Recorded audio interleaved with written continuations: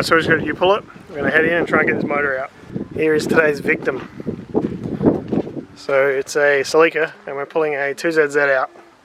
So we're going to cut the front off and then start undoing stuff, rip the motor out and then sort it out once it's on the floor. Is that the plan? That is the plan. That's the plan.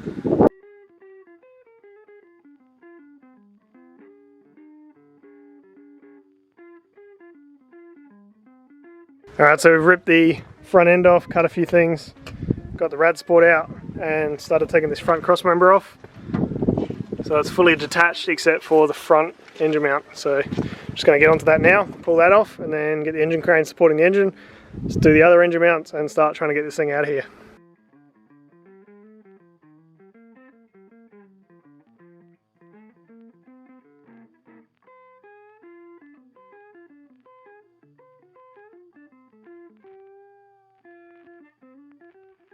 Alright, so we got the struts out, we got the brake lines cut, got the sway bar end links cut on both sides, we got the front rad support out, Toby's got the wiring loom disconnected. Yep, most of it's there.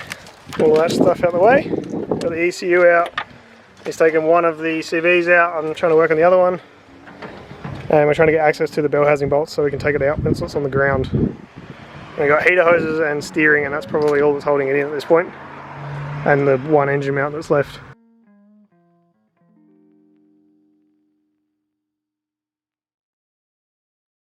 Alright, so I think we've got everything out. Just got to do the bottom engine mount, which I've undone mostly, and the engine was kind of falling, so we've just stopped for a second. So Toby's getting some seat belts for some lifting straps, and then we're going to grab the engine crane, wheel it over here, and lift it up, see if we can get it out.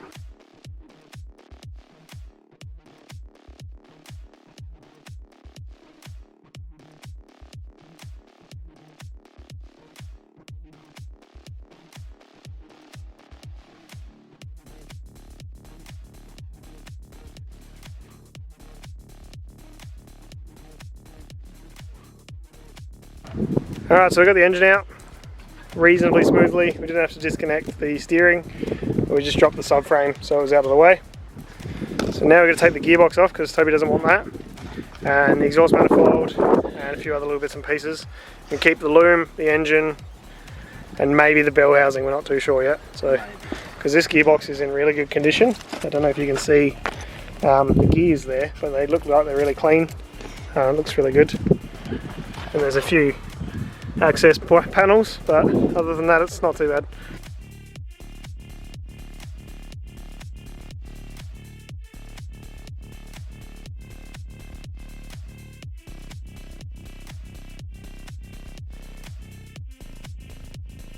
Alright, so we're getting the gearbox off, got a bit of strife because we have stripped a bolt, or rounded a bolt, sorry. So we're trying to get that off now. Once that's off, the gearbox comes off and then we can leave pretty much, but we've got to get that bolt out.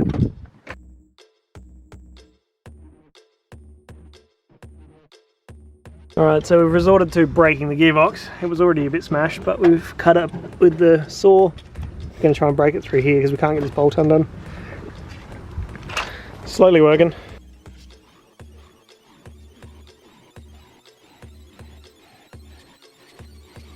So we have succeeded. The gearbox is off. Engine's ready to go. This is the piece of aluminium that was stopping us. So that bolt there was stripped. Ended up smashing it and cutting it until it came off. Goodbye. So I was going to pack the tools up and then we're going to go look at a Magna for a mate of mine and then we'll take this out. So it's taken us a couple of hours. We got the gearbox and engine apart finally. Got the engine on the truck. Got the tools all packed up. Grabbed some stuff for the Magna for Gav. And now we're going to head off. So got to unload it at Toby's house and then we should be all good to go. So we made it back to Toby's nice and safe. Got the engine on the lifter again. And he's just ripping the flywheel and pressure plate off so that we can put it on the engine stand. So that we can wheel it around the back. So that's probably it for today. It's actually a decent clutch. It is a decent clutch. Sweet. So mate, you pull it again. I got a tip that there was a 4A with a manual.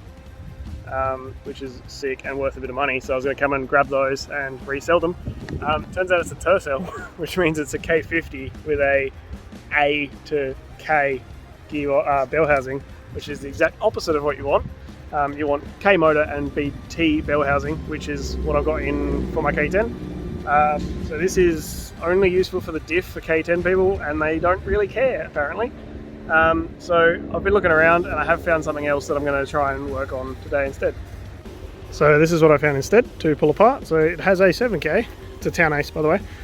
It's a KR42, which is what you want, and it has the 7K engine. So they either come carby or EFI. Unfortunately this one is carby, but they're still worth good money. And then in here it is a manual, so you want the bell housing and the flywheel because they are a K motor and a W gearbox. It actually says they're a G gearbox, I think. Yeah, G52, just there. So G and W share the same bolt pattern on the back of the bell housing, so you can just put the bell housing from this straight on the W58 or W55 and have it behind your 7K. So I'm going to start ripping into this. I didn't bring a tripod or anything, so I probably won't film a whole lot. I'll just try and do some stages. I'm also in a hurry, so let's try and smash this out. Alright, so it's been literally 15 minutes. I just checked the time gap between the videos. Got all the front end off. The best way to do this is rip the bumper off, rip the headlight surrounds off if it's got them, grill if it's got them, chop here if you're not keeping the car, obviously. If you're keeping the car, it might be a whole lot more painful, but cut here, fold that out of the way, or cut here as well. You cut through the wiring loom, so that's that whole front section clear. Cut off the two lines that go up, cut them off. I think they're heater, don't need those. Aircon, cut them. Fuel lines, cut them. Get the box from here, which is the electric ignition box. Pull that off, 2 screws, cut that wiring, keep some of that. That's all of this stuff. Then throttle cable out the way, which is up the back here, just a little 12mm, I think. And then down this side, you've got a few random hoses, so just cut all the hoses that are connected to the motor pretty much. And then you've got 2 wiring looms down here, cut them, keep a bit of them. And then you've got a whole bunch of vacuum lines up the back here, cut those as well. And you're all good to go. So, oh, and the air cover, so take the air box off, air filter and stuff. So that is basically the engine free. I need to climb under the back. I'll climb in the car, disconnect the shifter, and then climb under the car and undo the shifter. I want to keep some of the, can't really see, so in here is a slave and you can kind of see the hydraulic line there. Cut that as well, don't forget that one. And then shifter, back of the gearbox, tail shaft, and then 2 bolts on either side, 2 engine mounts on either side, or 1 either side, so 2, and then exhaust, ripper out. So I'm going to do some of that and I'll update you in a minute. So for the shifter there's a screw either side.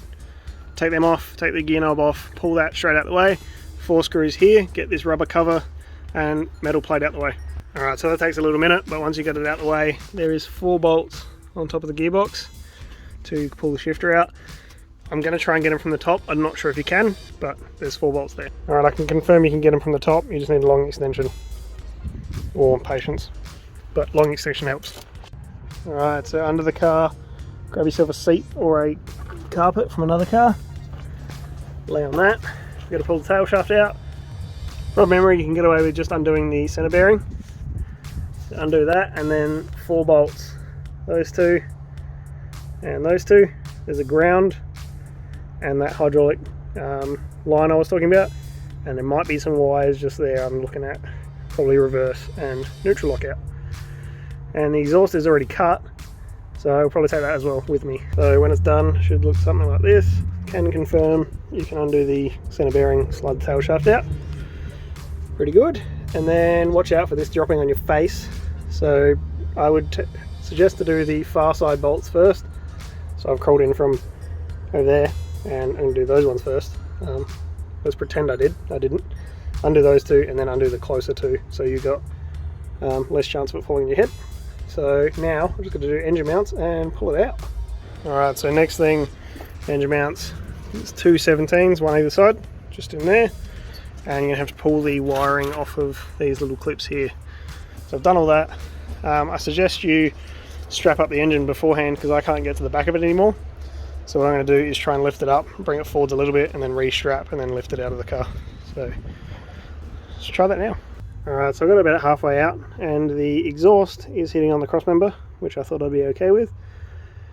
And this is going to be an issue, which I forgot to take off before. So I think there's 4 12mm on the top. Take that off That gets me some room back here.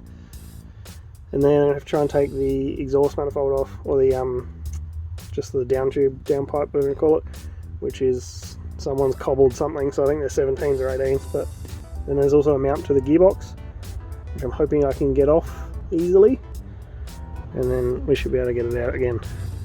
This would be easier if I had strapped it first. Alright, so I've just done those two things, the exhaust manifold and the engine mount on the back. Every time I do this I bend these because it hits up here. Anyway, she's halfway out, so I'm going to re-strap it to the back of the engine so it's at least like semi-level, and pull it out. And for those wondering, it's been exactly an hour. So, hour and a half, should be out of here. Alright, it's been 1 hour and 3 minutes. So now what I want to do is pull the gearbox off, which is the bolts around the bell housing, undo the bolts on the inside of the bell housing to disconnect the gearbox from the bell housing itself, take the gearbox, throw it away, take the bell housing, put it back on the engine, and then get out of here. Alright, slight intermission to help someone take a alternator and radiator out of a Corolla. So shout out to Patrick, he subscribed while he was here. A few bolts inside that bell housing, rip them out, keep the clutch fork, keep the thrust bearing, and keep the bell housing, and then the gearbox can just stay there, and I can get out of here. Alright, we've got a repeat situation. The bell housing is held on by one bolt that is stripped and I can't get it undone. So I don't know what I'm going to do here. I might have to smash the gearbox like we did with the Celica earlier in this episode. Why is there always one bolt? And why is it always the last one? I'm ready to go. Alright, so I'm all finished at U-Pull It. I cut myself. So, got the gearbox off. That bolt was being a pain in the ass. Someone walked past and I asked if he had another 14 with a 6-sided socket, because I only had 12 points. He did, knocked that on, came straight off. So thank you to that guy. I don't know who it was, but I'm glad I helped the guy before me, because, you know, pass it forwards and all that sort of stuff. Pay it forwards. So got an engine, got the flywheel, got all the accessories, the luminaire, all that sort of stuff, and it was $396. So now I'm going to try and sell it and see how we go. Whew. So it took me an hour to get the engine out, about an hour to get that gearbox off and the bell housing off of that, and then like 45 minutes to clean my hands, which wasn't very effective. Buy a drink, pay for it, load up, all that sort of stuff. So it's been a big day so far, because I also did a scrap run this morning, but I had to go to Newry first to get it all. So, whew, I'm knackered. I've just set up a little compression test here, so I'm running 24 volt from the truck, one battery, as per the tow bar video. So just got the gearbox back, the bell housing back on, starter motor on, earthed out. The power wire is just there, and I've got a t-shirt wrapped around it so it doesn't spark everywhere. And we've got the compression tester here. And then we've got the one wire that turns the starter on here, which I'll touch to the positive. So let's give this a go.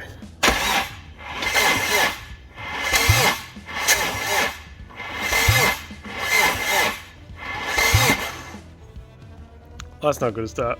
Alright, so I don't think it was actually turning over fast enough, which is a bit of a joke, but I'm taking the other 3 spark plugs out, so it actually cranks around pretty quickly now. Let's try again.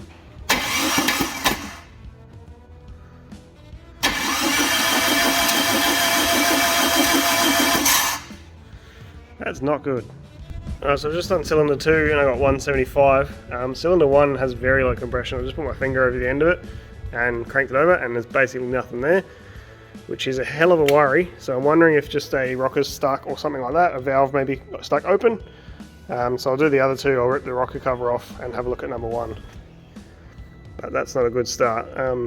If this is bad, I'm going to keep it, send it to Dale, he's going to rebuild it for me, and then give the guy that's bought this one the other one. So I don't like selling dodgy stuff. Let's try number 3.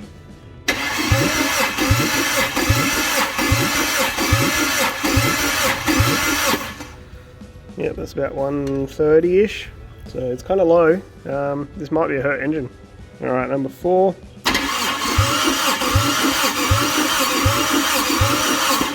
Yeah, this engine's pretty hurt. That's only like 95. Alright, he's getting the other engine. Alright, so I just got off the phone with Dale. He said to rip the rocker cover off and check the valves, which I've done. They seem okay, but it's hard to tell without looking at the bottom of the head. I've also started taking the parts off so I can give this all the bolt-ons to the guy that's bought this engine, and then I'll give him the other engine. But you can see in here the cam, everything looks pretty well normal. So I'm hoping I need to take the sump off as well because I've got that cut one that a mate of mine did for me. So I'm going to put the cut one on this block, and this sump can go with the other engine that's got good comp. So I'll be able to have a look in the back and, fingers crossed, not see any damage, because if there's a piston in half, then we know where the problem is. So I'm just going to keep taking parts off this. I'm going to chuck them in a bucket, and the guy's fine with that. And then I'll get the other engine out and chuck that on the truck and put this one back on the engine stand. Alright, so I got the motor all stripped down, and I've got the good compression motor all stripped down as well. So I'm just taking the sump off. That's bad. And if you look here, this is cylinder 4. You can see the skirt there coming out the bottom of the bore. And if we go over to number 1, you can't see it because it's smashed off. And he's sitting right there. So that kind of sucks, but it's fixable. I just need to get a new piston, which is a bit frustrating. Given that I've got a good engine there, but I've already committed to selling, so I'll sell the good one, I'll keep the bad one, fix the mistakes. So this is sold for $1,200 with the bell housing and the flywheel and everything. That's not worth $1,200. So I don't agree with selling stuff like that to people. So I'm going to take the hit and I'll have to fix it myself. And by that I mean I'm going to send it to Dale, and Dale can fix it for me. Quickly and easily finds faults. Yes, it does. Alright, so we've got the good comp engine ready to go. Got all the parts in the tub and on the truck. And then we've got the bad comp engine on the floor with the new sump on it. I'll have to give this to Dale and hope he can fix it. So I'm just going to load this up and get rid of it. So upon closer inspection, this piston is missing half of it, as you can see. So I also have a broken valve, as you can see the corner's missing. And I also have a bent push rod. So this motor needs a bit of love now. I'm probably going to have to go oversized pistons. The bores are a little bit scratched. Hopefully I can get away with 20 thou. But we'll see how we go. So that's all for this week. I hope you enjoyed the You Pull It adventures. Unfortunate news about the 7K, but you live and learn, I guess. Thanks for watching, and we'll see you next week.